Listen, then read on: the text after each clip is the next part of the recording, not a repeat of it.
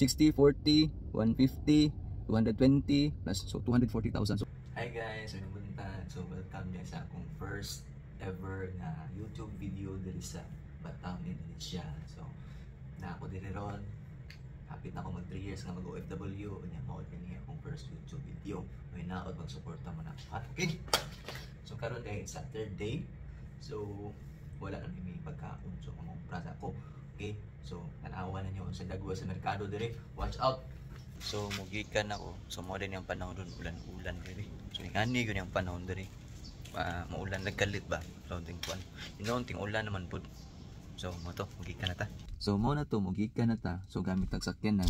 So by the way dili na atong sakyanan na hinulman ni. So kay kuan mangud dili pareha sa tuwa ba nga dali ra ka maka para og sakyan mga public transport para madto kag kung asa ta badong. Diri man gud mostly mo gamit sila Maxim, Grab o kanailang gi-develop diri nga app nga Gojek. So mag-book yapon ka ba. So manang mas practical gyud diri og na kay sakyanan. Kay mas dali, mas convenient og basta paspas. Adto na ta kay gutom na kay ko, kalutuon na. So 7:38 na day guys. So ato pila ta ka minutes nga maabot dito sa ilang merkado. So we're here na in the mercado. English tagamay para makasabot ang uban ba.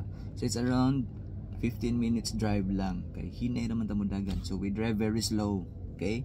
So we're here na and we were walking. And then the camera was tumba-tumba. And then we were walking around 3 minutes to the mercado. Okay? See you there. Amping.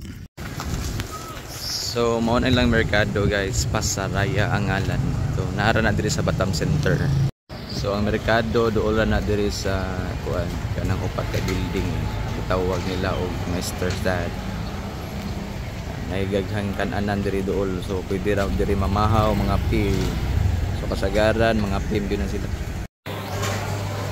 So mao na ni ang sulod sa ilang merkado. Nya natin nakita ang gwapo nga Pilipino. Tara ay. Sir, good morning sir. So, mo lang merkado tanaw. So, niliko sa ko diri kadiyot sa gilid guys kay walay kuan. Kay naa diri ang karne, kay walay lami ang kinabuhi kung walay karne. Satu. Yeah.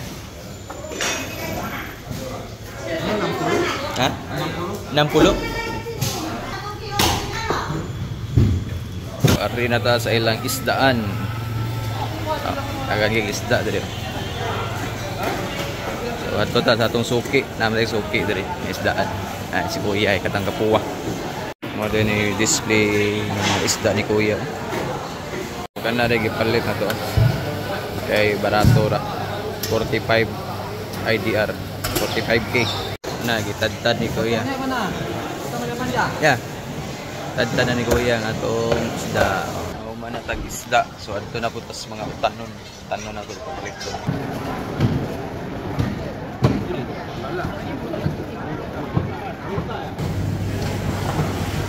Manata sa lamas ug sa mga utanon.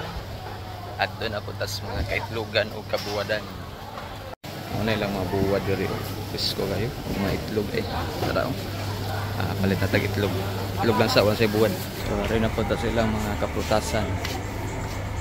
Tag saging. Nauman na tag pang merkado, uli na ta kay magluto pa. Vlog, kabayan! Kumusta kayo sa Indonesia?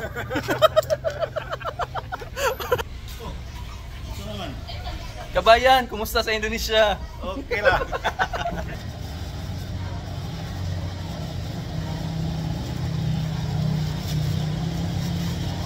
Tumoto guys, manatag pangumpaw niya, lingaw pa kayo, nakita pa tag mga ka-office meet nito ng mga Pinoy ba, so happy kita, pinakalingaw tagamay.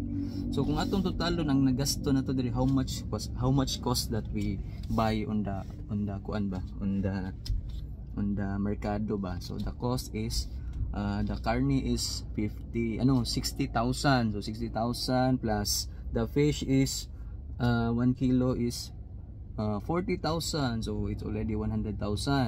And then for the sagol, like the lamas, it costs 50,000, so it's already 150,000 plus the egg, the itlog is around 70,000, so 150, 220,000, and then we buy the kuan pa, the saging.